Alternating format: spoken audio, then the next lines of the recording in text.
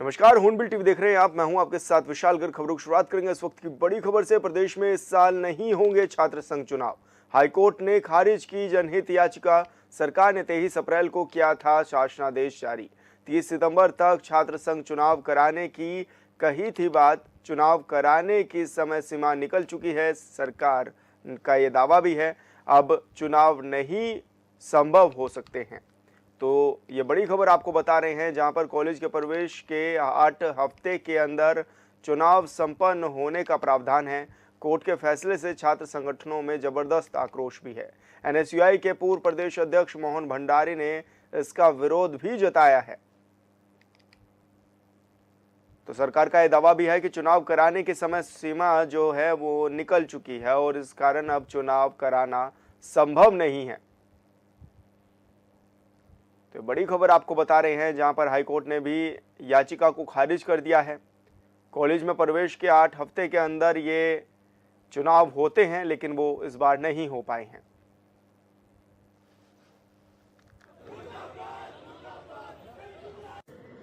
आज उत्तराखंड में पढ़ने वाले छात्र छात्राओं और छात्र राजनीति के लिए एक दुर्भाग्यपूर्ण दिन है।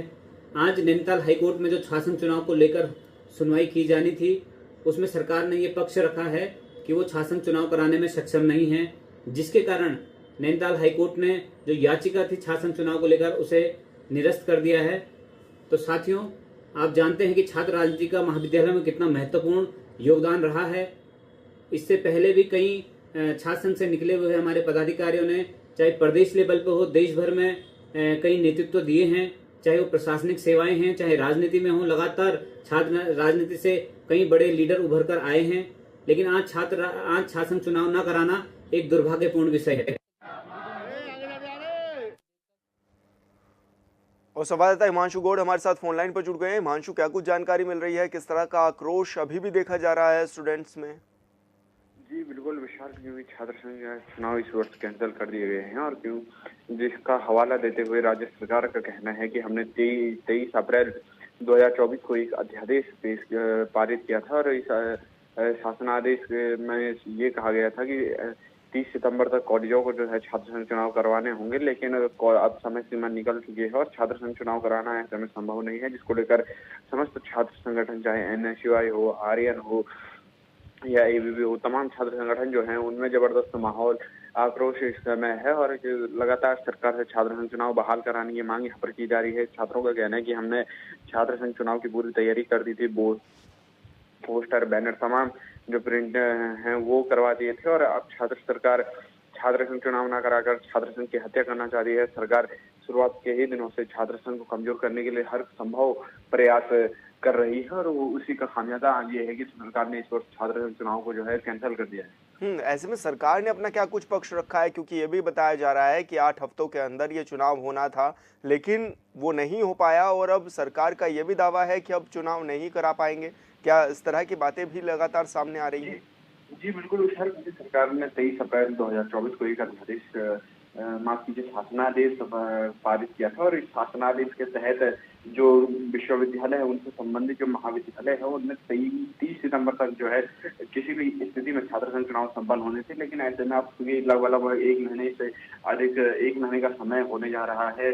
30 सितंबर के बाद अब 30 अक्टूबर की तिथि नजदीक आ रही है और छात्र संघ चुनाव कराना संभव नहीं है, क्योंकि परीक्षा का हवाला है, ये आपका एडमिशन के हवाला है, असाइनमेंट का हवाला है, तमाम हवाले जो है वो महाविद्यालय प्रशासन दे रहा है और ऐसे में छात्र संघ चुनाव कराना संभव नहीं। ऐसे में हाईकोर्ट ने क्या कुछ कहा है?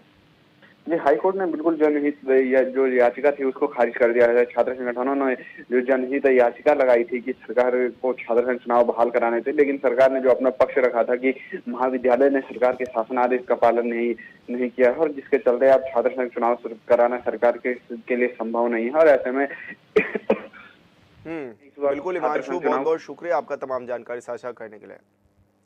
और उत्तरकाशी से बड़ी खबर, पत्थरबाजी की घटना के बाद धारा 163 लागू, 5 या उससे ज्यादा लोगों के एक साथ इकट्ठा होने पर लगा है प्रतिबंध।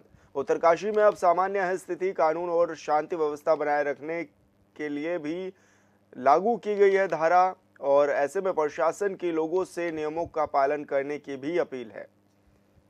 तो ये बड़ी खबर आपको बता रहे हैं, जहां पर 163 धारा लागू कर दी गई है। अब 5 या उससे ज़्यादा लोग एक साथ इकट्ठा नहीं हो पाएंगे और कानून व्यवस्था बनाए रखने के लिए ये धारा लागू भी की गई। साथ ही सभी लोगों से अपील भी की जा रही है कि वो नियमों का पालन करें। तो बिगड़ते हालातों को देखते हुए प्रशासन ने धारा 163 लगा दी है उत्तरकाशी में, और ऐसे में अब पत्थरबाजी की जो घटना थी वो अभी सामान्य है। ऐसे में सभी को निर्देश भी दिए गए हैं कि वो उसका पालन करें। और संवाददाता दीपक नोटियाल हमारे साथ फोन लाइन पर जुड़ गए हैं। दीपक, क्या कुछ जानकारी मिल रही है, किस तरह से अभी प्रशासन ने कंट्रोल की हुई है स्थिति?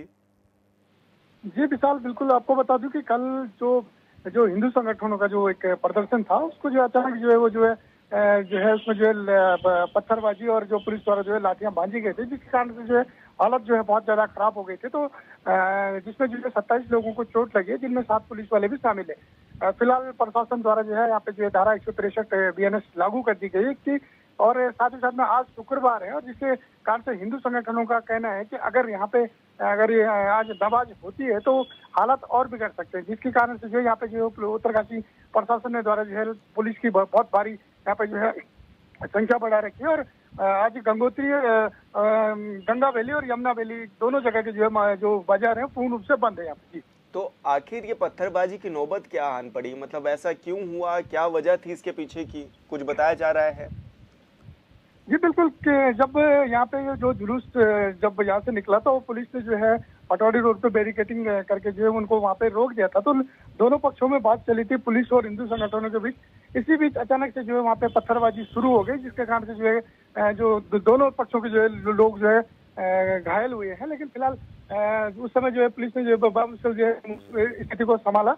उसके बाद जो ये आंदोलनकारी थे, ये कलेक्ट्रेट में गए, वहाँ भी उन्होंने जो है जोरदार नारेबाजी जिलाधिकारी उत्तरकाशी और जिला प्रशासन के खिलाफ की। फिलहाल अभी जो है ये लोग जो है जो ये काली कमली धर्मशाला है, वहाँ पे एक मीटिंग चल रही है कि अगर आज यहाँ पे नमाज होगी तो उसके लिए आगे इनकी क्या रणनीति होगी। जी, तो प्रशासन ने क्या कुछ अपील भी की है जनता से, और धारा 163 जो लगाई गई है वो कब तक लागू भी रहेगी दीपक?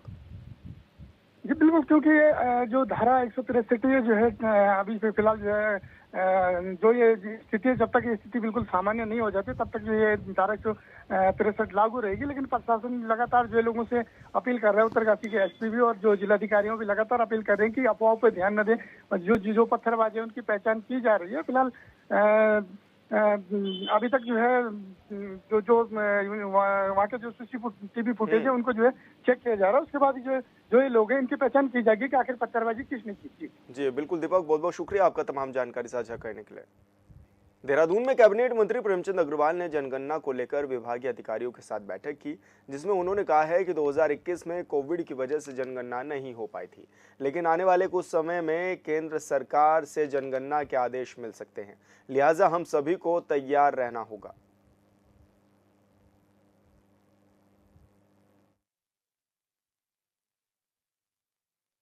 जो संकेत है मिल सकता है, उससे पहले अपने यहाँ जो अधिकारी उनसे मेरा बैठना हुआ है। और आप जानते हैं 2021 में जब जनगणना होनी थी तो उस समय कोविड के कारण रुका, और आज 2024 में है। ऐसी उम्मीद कर रहे हैं कि कभी भी जनगणना का संकेत होगा तो उससे पहले हमारी तैयारी रहे, हम लोग किस प्रकार से जनगणना कैसे करेंगे, क्या करेंगे, तो उस तरह से हमारा बैठना हुआ। और आप ये भी जानते हैं कि जनगणना 2 तरह से होती है, पहले जो हाउसेज है, मकान है, उनकी जनगणना होती है, फिर व्यक्तियों की जनगणना होती है। तो अब नई टेक्नोलॉजी है, अब क्या संकेत आता है उसके आधार पर फिर हम लोग जनगणना का जो हमारा यहाँ का विभाग वो सक्रिय। मलिन बस्तियों के संरक्षण के लिए अब राज्य सरकार अध्यादेश लेकर आई है। सीमा को 3 साल के लिए और बढ़ा दिया गया है, जिसकी खुशी में देहरादून में अभिनंदन कार्यक्रम आयोजन किया गया। इस दौरान कैबिनेट मंत्री गणेश जोशी ने कार्यक्रम में बतौर मुख्य अतिथि शिरकत की। इस अवसर पर मंत्री गणेश जोशी का आभार व्यक्त भी किया गया। मौके पर गणेश जोशी ने कहा है कि इस दिवाली CM धामी ने बस्ती वालों को बड़ी राहत दे दी है। बीजेपी सरकार तीसरी बार बस्तियों को बचाने के लिए अध्यादेश लेकर आई है।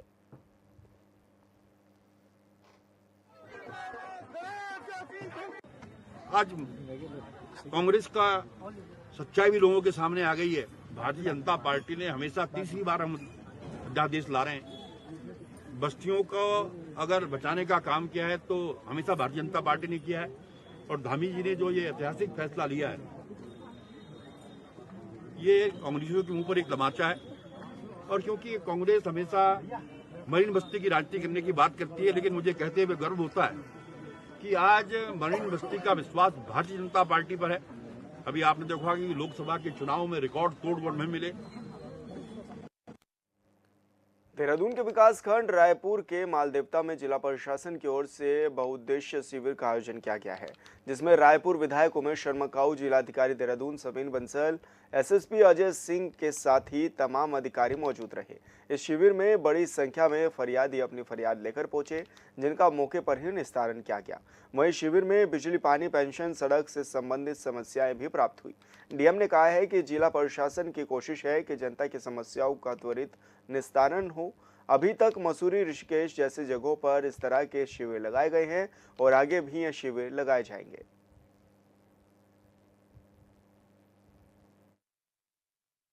मसूरी में हो चुका है, ऋषिकेश में किया गया है, भाऊवला में किया गया है। जन सुनवाई, जनता दर्शन, फील्ड इंस्पेक्शंस और बहुउद्देशीय शिविर, ये जो हमारा एक स्पेक्ट्रम है पब्लिक से कनेक्ट होने का, ये चलता रहेगा, जारी रहेगा।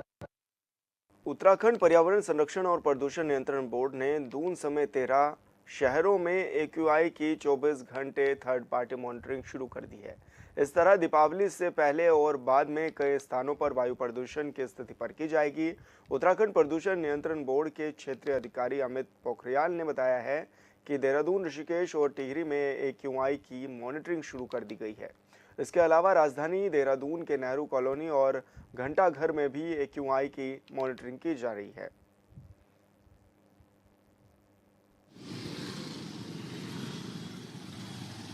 हाँ जी, ये विभिन्न स्थानों पर जो एम्बिएंट एयर क्वालिटी मॉनिटरिंग है, ये हमारे देहरादून में, ऋषिकेश में और टिहरी में हमने अपने ambient air quality monitoring station Deepawali के समय पर स्थापित किए हैं। और ये लगातार मॉनिटरिंग जो है 24 अक्टूबर आज से और 7 नवंबर तक लगातार की जाएगी मॉनिटरिंग। हरिद्वार के वरिष्ठ पुलिस अधीक्षक परमेंद्र सिंह डोभाल ने सिडकुल थाने का निरीक्षण किया। इस दौरान उन्होंने सेरेमोनियल गार्ड सलामी भी ली है। निरीक्षण में जिले के अन्य अधिकारियों ने भी भाग लिया। एसएसपी डोभाल ने थाना अध्यक्ष को असला की नियमित सफाई और माल निस्तारण के लिए आवश्यक दिशा निर्देश भी दिए। उन्होंने बाहरी कामगारों के सत्यापन के लिए भी नियमित सत्यापन अभियान को भी आवश्यक बताया है। साथ ही जनता की समस्याओं को प्राथमिकता से हल करने के भी उन्होंने निर्देश दे दिए हैं।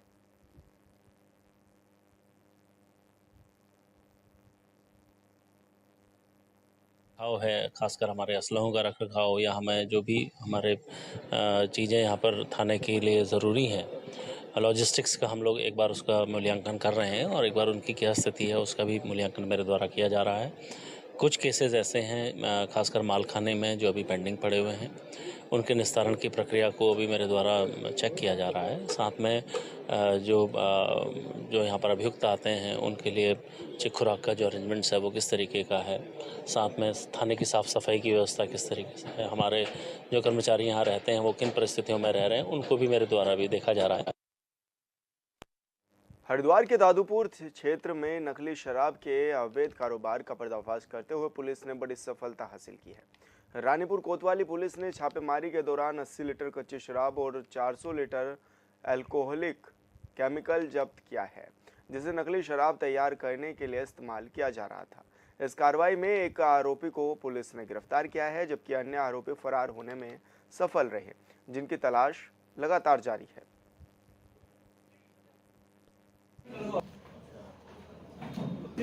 और यहाँ पर ये एक नकली शराब बनाने का काम पिछले कुछ समय से कर रहा था। पुलिस को ये सूचना जब प्राप्त हुई, इसके पास से करीब 4 ड्रम नकली शराब, जिसको करीब 800 लीटर नकली शराब, साथ में जो इसका जो अल्कोहल का जो केमिकल है वो, और करीब 1000 जो हमारे रॉयल स्टैग के बॉटल्स और ढक्कन हमें इसमें प्राप्त हुए हैं।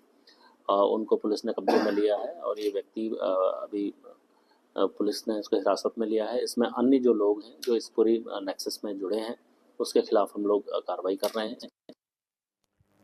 हरिद्वार में ड्रग्स इंस्पेक्टर अनीता भारती ने सुल्तानपुर क्षेत्र का दौरा किया और मेडिकल एसोसिएशन के सदस्यों के साथ बैठक भी की। बैठक में नशे की रोकथाम और मेडिकल स्टोर्स पर प्रतिबंधित दवाओं की बिक्री पर रोक लगाने पर भी चर्चा की गई। साथ ही मेडिकल स्टोर संचालकों को एक्सपायरी और प्रतिबंधित दवाइयों को स्टोर में न रखने के भी निर्देश दिए गए।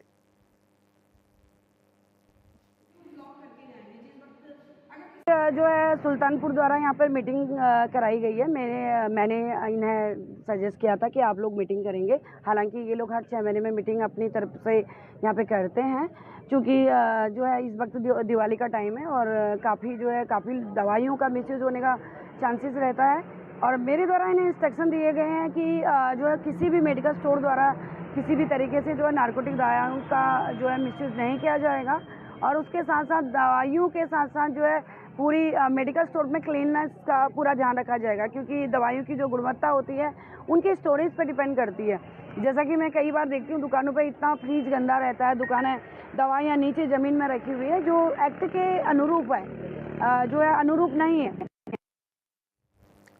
पौड़ी के घुड़दड़ी क्षेत्र में बीते कुछ महीनों से गुलदार की चहलकदमी देखने को मिल रही है, जिसको लेकर स्थानीय लोगों ने अब चिंता भी जताई है। वहीं इस मामले पर पूर्व छात्र संघ अध्यक्ष अंकित नोटियाल ने वन विभाग कार्यालय में जाकर वन कर्मियों से क्षेत्र में गश्त बढ़ाने की भी मांग की है।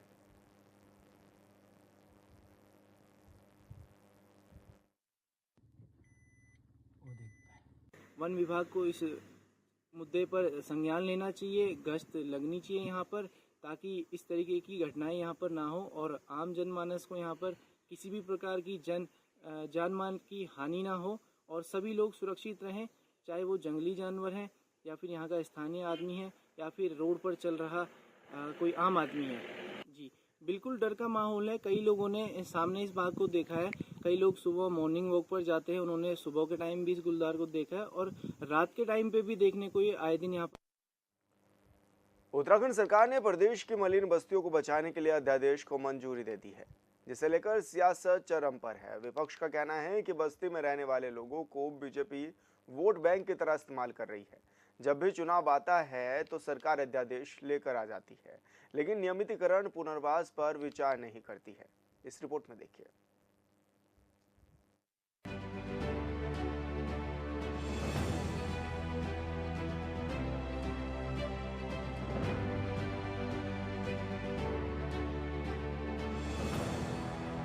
उत्तराखंड में धामी सरकार ने मलिन बस्तियों को अस्थायी राहत देने के लिए अध्यादेश को 3 साल और बढ़ा दिया है।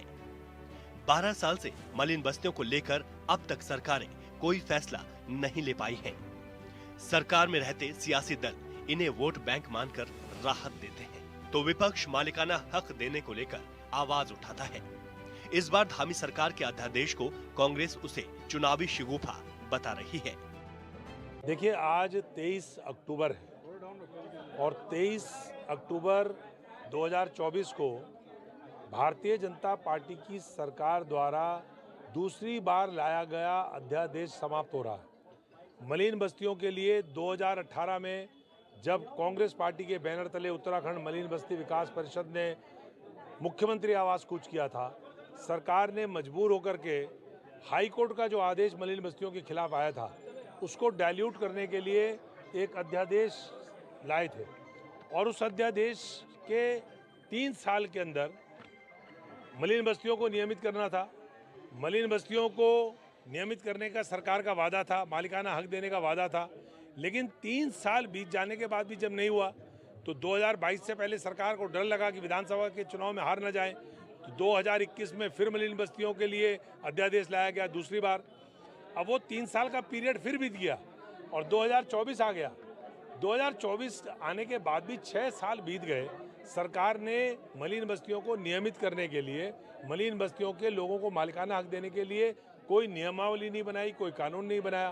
कांग्रेस की सरकार ने जो 2016 में नियमावली बनाई थी विधानसभा से पास करके, उसको सरकार ने इम्प्लीमेंट होने से रोक दिया, जिससे मालिकाना हक देने की जो प्रक्रिया कांग्रेस की सरकार ने शुरू करी थी वो बाधित हो गई और उसके बाद हाईकोर्ट का आदेश आ गया। कांग्रेस प्रदेश उपाध्यक्ष सूर्यकांत धस्माना ने कहा कि भाजपा सरकार निकाय चुनाव में लाभ लेने के लिए बार बार बस्ती वासियों में डर का माहौल पैदा कर रही है। निकाय चुनाव से ठीक पहले सरकार बार बार अध्यादेश की मियाद बढ़ा रही है, लेकिन मालिकाना हक नहीं दे रही। उन्होंने सरकार से मलिन बस्ती वासियों को मालिकाना हक दिए जाने की मांग की है। साथ ही सूर्यकांत धस्माना ने कहा कि जब तक मलिन बस्तियों में रहने वाले लोगों को मालिकाना हक दिलाने की लड़ाई लड़ेंगे और बस्तियों में जाकर लोगों को जागरूक करेंगे और मालिकाना हक को लेकर न्याय यात्रा निकालेंगे। आज हमने देहरादून की इस मलिन बस्ती, जो सबसे पुरानी मलिन बस्तियों में से एक है, शास्त्री नगर खाला, यहाँ से संघर्ष का ऐलान किया है। देहरादून समेत पूरे राज्य की मलिन बस्तियों में अब हम जन जागरण चलाएंगे। मालिकाना हक और नियमितीकरण की मांग को लेकर के संघर्ष किया जाएगा और पूरे प्रदेश की मलिन बस्तियों में मैं जाकर के घूमूंगा, लोगों को जगाऊंगा, लोगों को बताऊंगा कि ये तलवार जानबूझ करके भारतीय जनता पार्टी की सरकार आपकी गर्दन में लटकाए रखना चाहती है, जिससे कि डर बना रहे और उस डर के कारण लोग, मलिन बस्ती के लोग इनको वोट देते रहें। ये नहीं चलेगा। राज्य में और देहरादून में, राजधानी में 40% आबादी शहर की मलिन बस्तियों में रहती है। उनके लोगों को मालिकाना हक सरकार क्यों नहीं देना चाहती? हम ये पूछना चाहते हैं। आज हमने यहाँ पर ऐलान किया है, अंबेडकर जी की मूर्ति के नीचे बैठ करके हमने संकल्प लिया है और यहाँ आज इस धरने के माध्यम से पूरे प्रदेश की मलिन बस्तियों में संघर्ष का हमारा आज का ऐलान है। पूरे प्रदेश में अब संघर्ष होगा और इस सरकार को मालिकाना हक देना ही पड़ेगा। वहीं दूसरी ओर भाजपा भी कांग्रेस पर पलटवार कर रही है। भाजपा के प्रदेश प्रवक्ता विनोद सुयाल का कहना है कि भाजपा आम आदमी और गरीब की सरकार है और मलिन बस्तियों को लेकर भी भाजपा ने सोचा है। विनोद सुयाल ने कहा कि भाजपा ही अध्यादेश लाई है और मुख्यमंत्री धामी ही इनके लिए कोई स्थायी समाधान निकालेंगे, लेकिन कांग्रेस सिर्फ नौटंकी और राजनीति कर रही है। निश्चित रूप से मैं कह सकता हूं कि भारतीय जनता पार्टी की सरकार आम गरीब के लिए समर्पित सरकार है और भारतीय जनता पार्टी ने ही पहले इन सब मुद्दों की चिंता की है और उनकी परेशानी को समझा है। जो मलिन बस्तियों में रहने वाले हमारे भाई बहन हैं, अब भारतीय जनता पार्टी ने ही उसको एक्सटेंशन किया है। इससे मुझे लगता है कि कांग्रेस पार्टी केवल नौटंकी कर रही है, केवल राजनीति कर रही है। जो भी करेगी भारतीय जनता पार्टी ही करेगी और मलिन बस्तियों के जो निवासी हैं उनको भी भारतीय जनता पार्टी से पूरी आशा है और इसलिए मैं कहता हूं कि जो धामी सरकार है उन्होंने इस काम को आगे बढ़ाया है और वही इस काम को आगे भी, इसका भी समाधान, अस्थायी समाधान भी वही निकालेंगे। प्रदेश में दिसंबर में निकाय चुनाव हो सकते हैं। ऐसे में भाजपा सरकार ने फिर से इस मामले को ठंडे बस्ते में डाल दिया है। खास बात यह है कि इन बस्तियों में बिजली, पानी से लेकर सारी सुविधाएं सरकार की ओर से उपलब्ध हो रही है। अब निकाय चुनाव से पहले राजनीतिक दल मलिन बस्तियों पर अपनी राजनीतिक रोटियां सेक रहे हैं, लेकिन कब तक इन बस्ती वालों के लिए कोई स्थायी समाधान निकाला जाता है, ये देखने वाली बात होगी। Bureau report, hornbill TV. और फिलहाल इस बुलेटिन में इतना ही। आप देखते रहिए हॉर्नबिल टीवी। नमस्कार।